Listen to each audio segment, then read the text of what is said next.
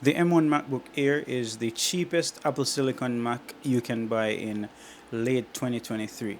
But is it really worth it, or should you consider something newer? Let's find out. I've been using the base model M1 MacBook Air since 2021, and even today it still nails the basic stuff. So when you talk about build quality, screen quality, speakers, the keyboard, trackpad, all that stuff are still excellent in late 2023 and even going on to 2024. So like, I don't use a screen protector, I don't use like a keyboard cover, anything like that, and I don't have any scratches. I've even dropped it and I still don't have any dents, thankfully. But this thing is pretty solid. It's the last year where Apple used that design, the wedge shape, before they moved on to the notch. So in that regard, it's excellent.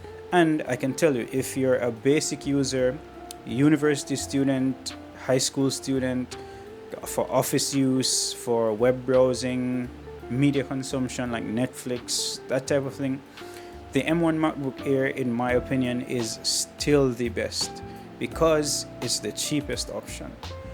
But I use the MacBook Air for photography. I edit photos in Lightroom and it works just fine. You can also do some light video editing in DaVinci Resolve, which works well enough until you start adding like color grades and effects and that kind of thing.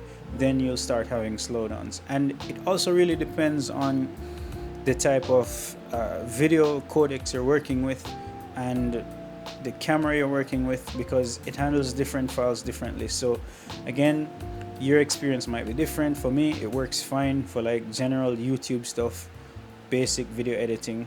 It's good. Now, it's not perfect. There are about 4 issues I have with the M1 MacBook Air. Nothing really major, but let me get into them. Number 1 is the storage. So 256 gigs of storage on the base model is not enough. I'm sorry, unless you just browse the web or something, it's hard to not fill it up. And then once you fill it up, it can lead to other issues, which I'll get into. But it's a relatively easy fix. You can buy an external SSD or hard drive. They're really cheap right now.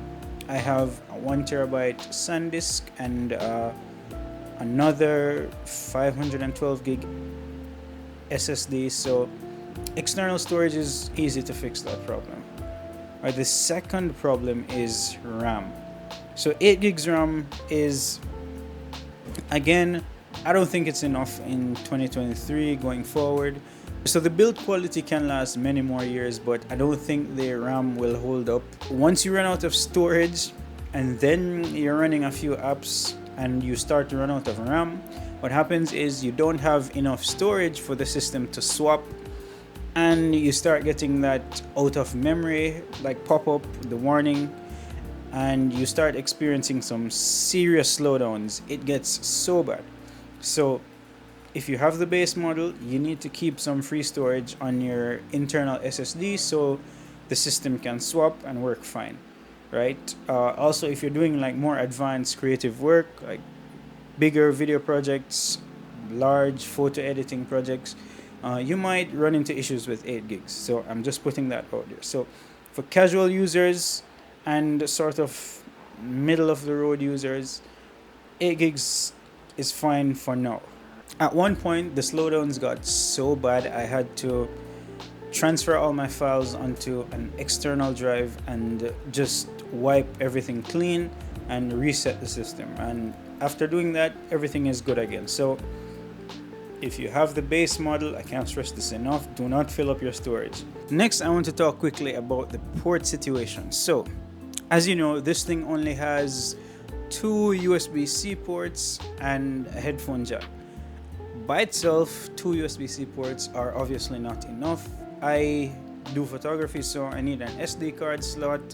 If you want to connect a projector or an external monitor, you need a HDMI port or display port, and just even regular USB type A ports. So Again, 2 ports, not enough, relatively easy fix. Since day one, I've been using the Anchor USB Type-C hub, and I'll put the links in the video description. That thing has been solid for me. I have had 0 issues. You can run your charging through it and connect like USBs, HDMI, SD cards, that kind of thing. So easy fix, no issues there. Okay, before I get to pricing, I'm going to tell you how you can get a $50 sign-up bonus for joining Capital One Shopping. So if you don't know what that is, it's a shopping platform owned by a US bank, which is Capital One, who I bank with. That platform allows you to find discount codes, coupons. You can get cashback on purchases as long as it's a qualifying site. And you can also compare prices among several sites. So it's a great tool to have. I've saved money. I use it myself. It's not sponsored. It's just free money. So there you go. Thank you. Let's talk about pricing and why I think the M1 MacBook Air is the best option for your first Mac, or for a light to intermediate user. You just need a Mac for school or whatever the case may be. So the M1 MacBook Air is usually on sale for $750, and at that price I think it's an amazing deal. The regular price on the Apple website is $1,000. Do not buy this thing for $1,000. That's kind of a ripoff in 2023 or 2024. So at that price, skip it. I bought mine for $750 back in 2021, which I was way ahead of the curve. I got some Best Buy deals. So again, don't pay full price. So the issue I have with paying like more than that on one of these MacBooks, even the Air M2 or the 15-inch Air M2, is I don't think it's worth it spending over $1,000 on a Mac with only 8 gigs of RAM. And if you're gonna buy Air M2 or 15-inch, which also have 8 gigs and 256 gigs storage, you might as well save the extra money and buy the M1 MacBook Air. Like, if you're gonna spend over $1,000, just get a used or refurbished or even brand new 14-inch MacBook Pro. That one starts at 16 gigs of RAM and 512 gigs SSD. It has the new design, the mini LED display. You get an SD card slots, 3 Thunderbolt ports. It's just a much better device for not a lot more.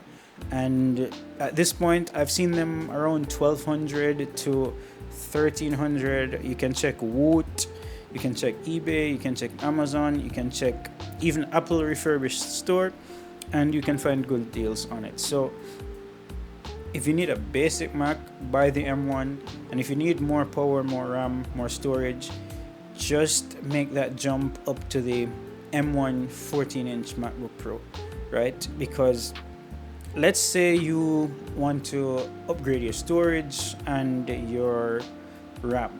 You're gonna pay $200 each, so that's an extra $400 on the price of the MacBook Airs, and it's just not worth it. Which Apple even brought out a new M3 Pro MacBook Pro with 8 gigs of RAM for $1,600. I think that's stupid. Apple, I don't know what they're thinking. It's unacceptable. Nobody should be buying that thing. If you are, I don't know what to tell you. That brings us to the end of this video. I hope you enjoyed. Consider subscribing and let me know if there's any more Mac related content or iPhone related content that you want to see. Just taking a little detour from photography right now. We'll get back to that soon. But thank you for watching, and I'll see you next time.